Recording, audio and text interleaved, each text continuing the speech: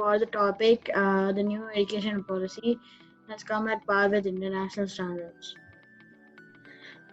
Firstly, I state that Indian uh, Indian education is already of international standards. I justify the statement with the facts. We have a fairly large amount of international students coming to our Indian universities and for their education. And also, our institutions like IITs are one of the most top hundreds of the world. So, I would restate the topic to the new education policy will rise the standards of Indian education at par with the world, at par with the best of the world. And my answer to that is yes, of course.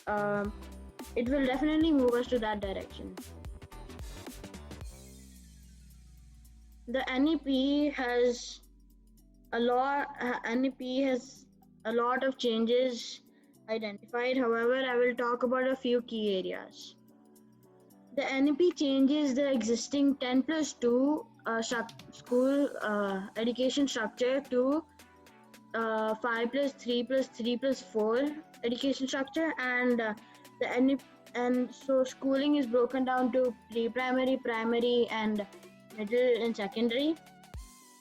This now aligns the model of the international standards with the Indian education. I'm up.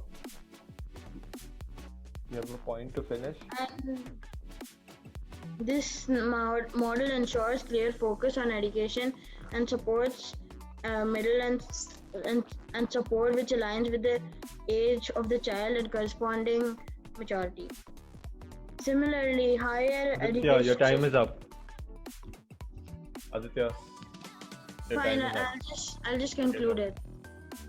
No, you've exceeded the time limit by 30 seconds, so I have to stop you. Alright? Does anybody have a question for Aditya? If you don't ask him a question, he gets full marks in that category. So somebody has to ask him a question. Anybody? No one? Okay, Aditya, can I ask you a question then? I'm asking a question. Okay. You mentioned that IITs are in the top 100 in the world. It's not even in the top 500 universities in the world. So, and the new education policy is going to address to schools, not colleges. But your first point starts with universities. They're changing the way schools work, right? Not colleges. So what do you have to say to that?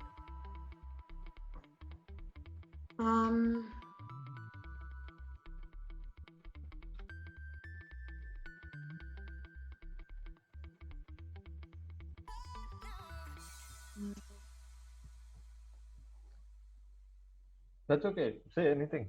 You spoke really well.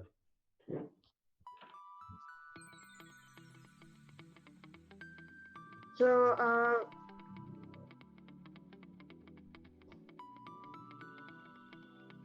I don't have an answer to that. That's all right. Okay, well spoken. Okay. Next speaker we have. Sir, I have a question. No, now it's only one question per speaker. Correct? Okay, sir. Abhinandan, you can start. Hello friends, I'm Abhinandan. Today I'm going to speak for the topic NEP. NEP has come after 34 years. It emphasizes on quality of education versus right to education. So, from 6th standard onwards, children will be made to learn coding.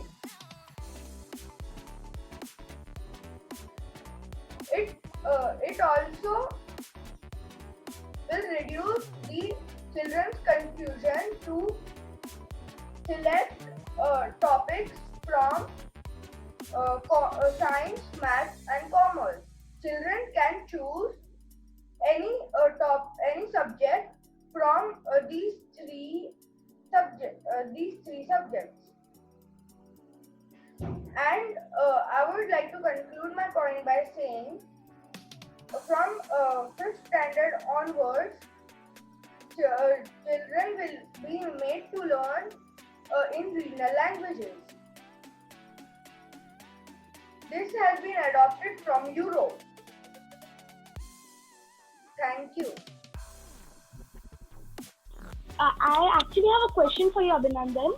The thing is that this thing has been adopted from Europe, but Europe mostly has one language per country, and it would be easy for them. But in India, there are over 22 active languages. So how would they catch up with the new education policy? It would be a little difficult for some children because there are many languages that are active these days. So yeah. Abhinandan, you answer. School will have to take Tamil teachers, Hindi teachers, etc. etc. So that will help. No, it's not an argument. Study. Abhinandan, finish your answer. So you cannot cross question, alright? You ask a question, he answers, that's the end of it. Alright, Kia? Okay. Alright, so Abhinandan well answered. Next, so Kia, you can speak now.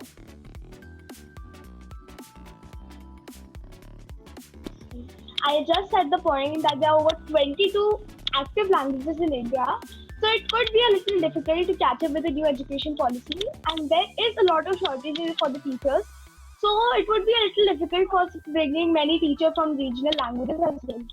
And they have also put coding from class 6, but people are saying that they should reduce the use of technology as children are in touch with it a lot these days. And it could be a little difficult for the people who do not have a lot of technology in their houses. And the new education policy was only made by a small group of people, and there were no representatives of some states. So there is a chance that this new education policy could fail in some states. So yeah, that's my point. That's your... Oh, but the children will have to learn... No. So Abhinandan, she finished her speech. Do you have a question for it? Sir, actually your voice is very cracky. So she just finished her speech. This was not a rebuttal to you, it was her speech. Okay. So yes, Swastik, I see you have a question. Yes, Kia said that we have to reduce the technology, but in the future, we are all over the technology only. We are working on technology only. Yeah, but that's true. But the thing is that the people who do not have a ton of technology in their house can have a little problem learning coding, which is a little advanced. So the thing is that people are using technology a lot at house also. So it would be a little good that they reduce some of the technology, and like coding should be a little like reduced and something. So yeah. Okay, Yeah, but well answered. No, it's not an argument. All right. Well answered, Kia. Okay. The next good question also, Swastik. All right, but you cannot cross question. It's one question, one answer. All right. Now the next speaker we have is Maneet. Is Maneet here? All right, Maneet is not here. Ananya, you have the floor for 90 seconds. Sir, is this my turn? Yeah. Okay. Hello everyone, my name is Ananya Gupta. Today I am going to talk about new education policy. The new policy aims for universalization of education from preschool to secondary level with 100% of gross enrollment ratio, which is also known as GER, in school education by 2030, and aims to raise GER in higher education to 50% by 2025. NEP 2020 will bring 2 crore out of school children back into their mainstream. India has seen a few international institutions setting up campuses in partnership with local education instructions. Setting up campuses in partnership is instructions. It proves that system can work well if we ensure uniformly it's in credits automatically, and we can also go higher by the national level ranking. Setting up campuses in India is definitely going to improve the brand of international institutions. Starting from 2023, we could see the ball rolling and going pace over the rest of the decade. NEP also intends to reduce the curriculum content and more focused upon developing our critical thinking and enhancing essential learning among students. Thank you. Sir, I have a question. Yes, Prarit. Yeah, please.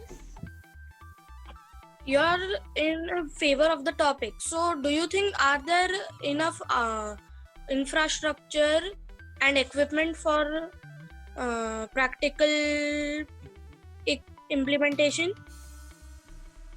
I can get your Yeah. question. Please repeat. You are in the favor of the topic. Yes. So, do you think that the government and the schools have enough equipment and infrastructure for practical implement? Yeah, I think as there is more fund, so we can invest our fund by the technology so that it can develop our India more better. As if we have a international standard good, so it will improve our India population, which will be good. All right. Thank you, Ananya. Next speaker we have Kavya. Kavya. Yes. So, hello everyone. My name is Kavya Peshkar. So today I'm going to speak against the topic, the new education policy of India. So, the national education. Now I'm going to talk about the NEP, which is the National Education Policy. The National Education Policy was approved by Union Cabinet of India on 29 July 2020. It aims to transform India's education system by 2040. There are most changes in NEP 2020. HRD Ministry, now named as Ministry of Education.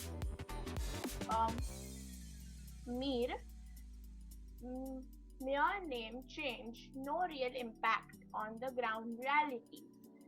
To increase the spend on education from 1.6 to 6% for a country with limited resources, growing population, growing development demands, it would be very difficult for our country to achieve this.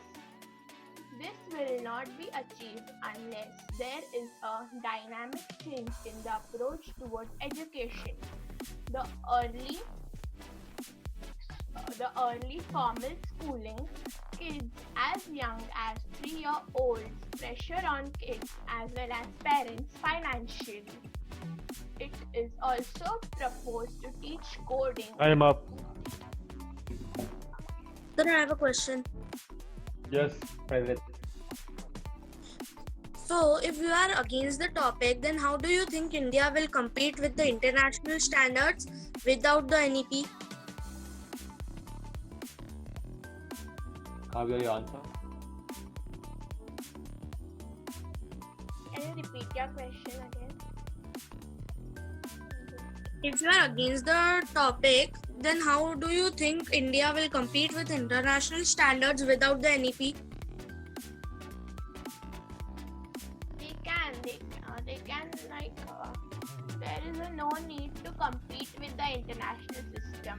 If we will not compete with them, then it also is fine. We can live in a simple way, like normal books, normal exams and all. There is no need to compete with the international. All right. Thank you. I also have a question. No, only one question per speaker. Okay. All right. So the last speaker of today is Prarit. Okay. You have the floor for 90 seconds. Go for it. Hello friends, my name is Prerit from Neuron Lab School, Pune, and I am in the favor of the topic. So first of all, how will the NEP impact all age groups and help India to compete with the international standards? For that, I'll start with small age group. 1. Children of ages 3 to 8, that is, children from playgroup to second standard will have activity-based learning, which will help children to understand topics better. Second, children of ages 8 to 11, that is to say children of 3rd standard to 5th standard will see the introduction of experiential learning across science, maths, arts, social science, and humanities. This will give the students a better practical knowledge about the topics. Third, children of ages 11 to 14, that is children of 6th standard to 8th standard, will have subject oriented, pedagogical and curricular style. And lastly, children of 10th to 12th will be allowed to take subjects which are not related to each other and the students have interest in both of them. For example, if a student has interest in both psychology and math, earlier they were not allowed to take both of them, but now due to the NEP they can take both of them. So because of this,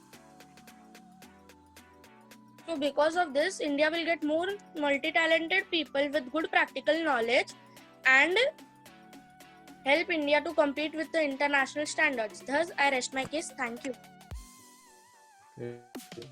Thank you, Prarit. Does anybody have a question for him? Anybody? Someone has to ask him a question. Anyone? All right. Ma'am, do you have a question? Sir, I have a question. Yeah, Ananya, ask him. Sir, I want to ask that he's saying that if there will be an EP, so it will help our technology. But sir, I think that there will be no need of doing this, as there is a lot of technology in India, so there is no need of an EP. So how can we compete with it? Yeah, Prarit, your answer. We need new technology for learning, so that's why we need to compete with the international standards and get new technology for learning. All right. Thank you. So we're done for today. All of you have spoken really, really well. All right. So good job. We'll compile all your scores and it will be given by maybe tomorrow. And next week, the people who have proceeded to the next round will be meeting you. All right. So good job, guys, and we'll see you soon.